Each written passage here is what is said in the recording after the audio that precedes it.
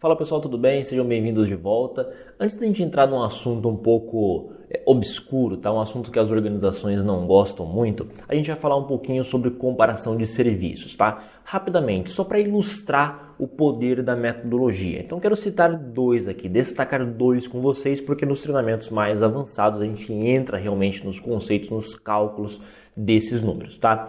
Mas olhem aí para o slide de vocês, a comparação entre aviação e hospital, tá? Perceba, 3.8 sigma. Se vocês se lembrarem, eu falei lá que 3 e 4 sigma era o atual padrão de qualidade das empresas, tá? Da grande maioria das empresas. E elas buscavam um novo padrão mundial que era entre 5 e 6. Pergunta de prova, hein? Por gentileza, saibam disso. Então, 3 e 4 aí eu tenho no atual padrão de qualidade, 5 e 6 novo padrão mundial. Na questão da aviação, eu tenho pousos anormais. Com a quantidade de voos que nós temos hoje, teria uma estimativa de 2 pousos anormais por dia, tá? Então eu consigo estimar essa questão da aviação de 2 pousos anormais por dia. E no nível 6 sigma, 1 pouso anormal a cada 5 anos. Perceba a diferença gritante que há entre esses dois cenários, tá, pessoal? E por que a aviação é um ótimo exemplo? Exemplo de padronização. Se nós pegarmos, por exemplo, a aviação doméstica dos Estados Unidos, ela está acima do nível 6 sigma de qualidade. É muito seguro você voar domesticamente dentro dos Estados Unidos, tá? Nos Estados Unidos, na realidade. Então, quando a gente fala sobre aviação, por que é um exemplo na hora da padronização? Não importa se você voou 1, 2, 3 ou 1000 vezes, você vai ouvir todos os procedimentos. Existe procedimento para embarque, procedimento para pouso. Então, isso por quê? Para evitar qualquer erro, qualquer variabilidade no nosso processo.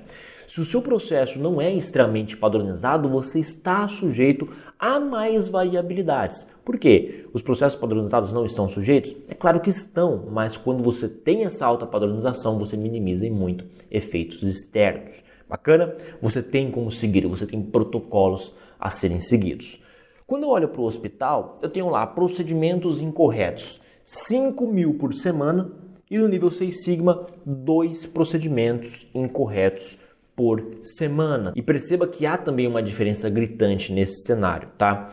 Aonde eu quero chegar? Procedimento incorreto não é só você cometer aí uma negligência que custe uma vida, tá? Não é isso. Procedimento incorreto é desde que haja uma ordem para que você coloque um produto, por exemplo, esterilize esse produto, esses tipos de informações, quando não seguidas corretamente, já contabiliza como um procedimento incorreto, mas a consequência desse procedimento incorreto pode sim chegar ao ápice de custar uma vida, beleza? Então existe uma diferença muito grande, gritante, entre o poder do nível sigma, nível 6 sigma de qualidade, e o atual padrão de qualidade das empresas de 3.8. Se isso compensa atingir o nível 6 sigma, se não compensa, isso é coisa que nós explicamos nas nossas lives, os BIA Players, treinamentos mais avançados a gente cita, entra em detalhes porque existem métricas que vocês precisam saber se vale a pena ou não vale a pena aplicar o Lean 6 Sigma nos processos, beleza?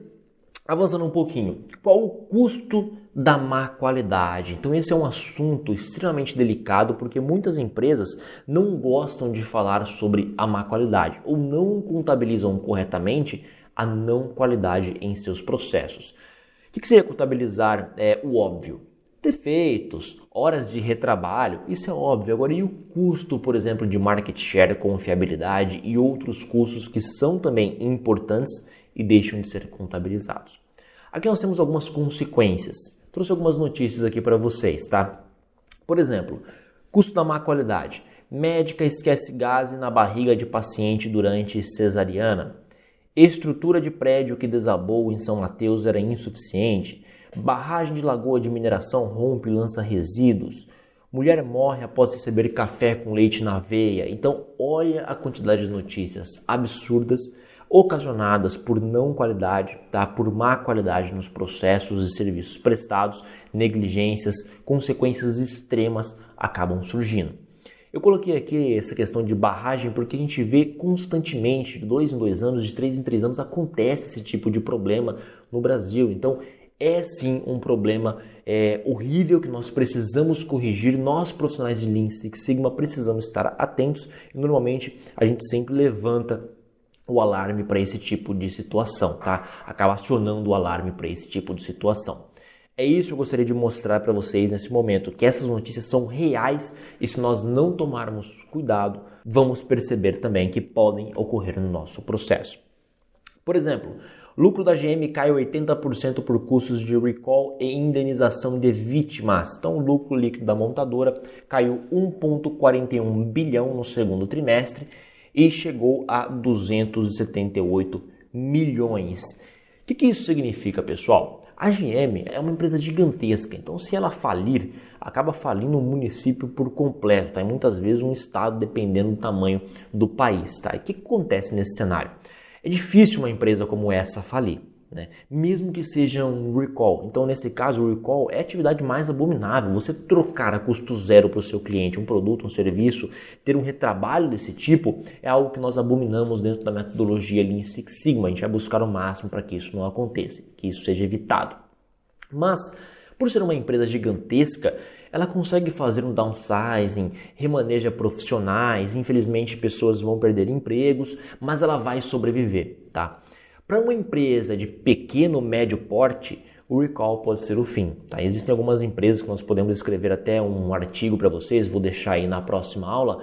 Existem empresas que o retrabalho, o custo da não qualidade vão custar a vida da empresa, tá? Pode ter certeza de que ela vai fechar. Então eu queria que vocês tivessem em mente essas questões aí que nós abordamos nessa aula, tá? Desde notícias que podem se tornar realidade por conta da não qualidade. Também falamos um pouquinho sobre as diferenças entre serviços, tá? 3.8 Sigma e 6 Sigma.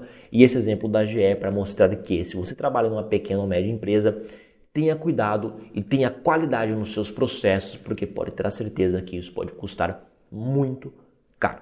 Bacana? Vejo vocês no próximo encontro. Até lá!